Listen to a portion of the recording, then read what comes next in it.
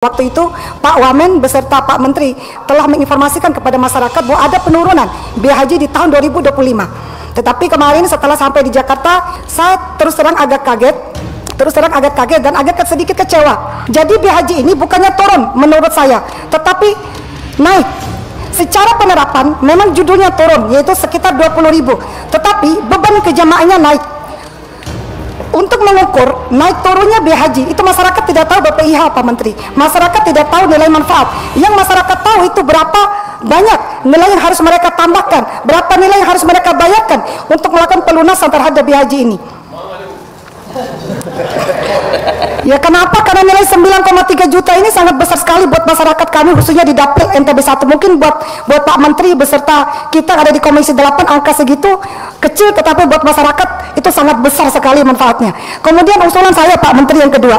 Jadi ini mungkin hanya subjektif pandangan saya, tetapi mungkin ini bisa dijadikan kajian-kajian kita ke depannya. Terkait yang pertama, yaitu komponen dari nilai manfaat dana haji. Yang pertama yaitu masa tinggal haji jemaah di Arab Saudi. Kemudian yang kedua, jumlah makan di Madinah dan Mekah.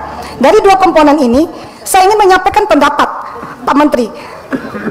Secara durasi, jumlah hari pelaksanaan haji itu kan lebih kurang 40 hari. Dari pas waktu berangkat dan perginya. Kira-kira memungkinkan enggak? Ada kajian lebih khusus lagi, misalnya dikurangin waktunya menjadi 30 hari ataupun 35 hari. Jadi bukannya niat kami untuk mengurangi waktu ibadah jamaah haji di tanah suci, tetapi dalam rangka mempertimbangkan kenapa semakin tahun itu biaya haji semakin naik. Jadi mungkin solusi-solusi ini berdasarkan kajian-kajian akan bisa kita lakukan. Mungkin seperti itu, Mas.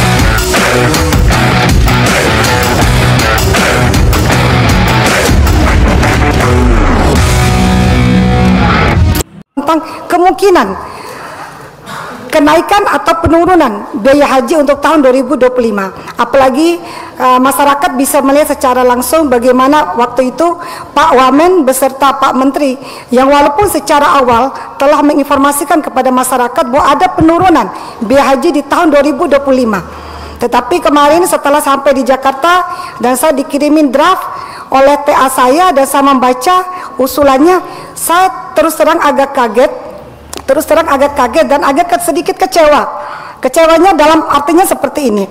Jadi setelah saya baca, jadi dari data disampaikan oleh Pak Menteri tadi, sesuai juga dengan data yang kami terima, yaitu biaya haji tahun 2025 itu sebesar 93.389.684 rupiah.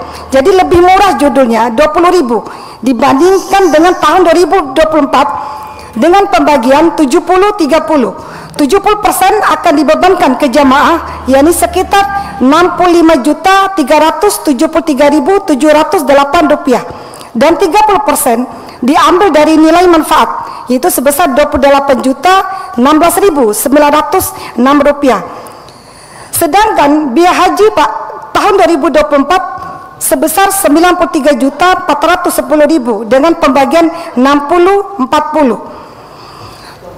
60% yang dibebankan ke jamaah tahun 2024 sekitar 56.040.000 dan 40%-nya diambil dari nilai manfaat sebesar 37.360.000. Jadi ada kenaikan beban jamaah di tahun 2025 ini yang diusulkan oleh Kemenak, yaitu lebih kurang 9.334.000. Jadi biaya haji ini bukannya turun menurut saya, tetapi naik.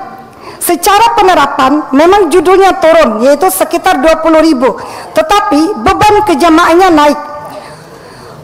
Untuk mengukur naik turunnya biaya haji, itu masyarakat tidak tahu BPIH, Pak Menteri. Masyarakat tidak tahu nilai manfaat. Yang masyarakat tahu itu berapa banyak nilai yang harus mereka tambahkan, berapa nilai yang harus mereka bayarkan untuk melakukan pelunasan terhadap biaya haji ini. Ya kenapa? Karena nilai 9,3 juta ini sangat besar sekali buat masyarakat kami, khususnya di Dapil NTB 1. Mungkin buat Pak Menteri beserta kita ada di Komisi 8 angka segitu kecil, tetapi buat masyarakat itu sangat besar sekali manfaatnya. Kemudian usulan saya, Pak Menteri, yang kedua. Jadi ini mungkin hanya subjektif pandangan saya, tetapi mungkin ini bisa dijadikan kajian-kajian kita ke depannya. Terkait yang pertama, yaitu komponen dari nilai manfaat dana haji.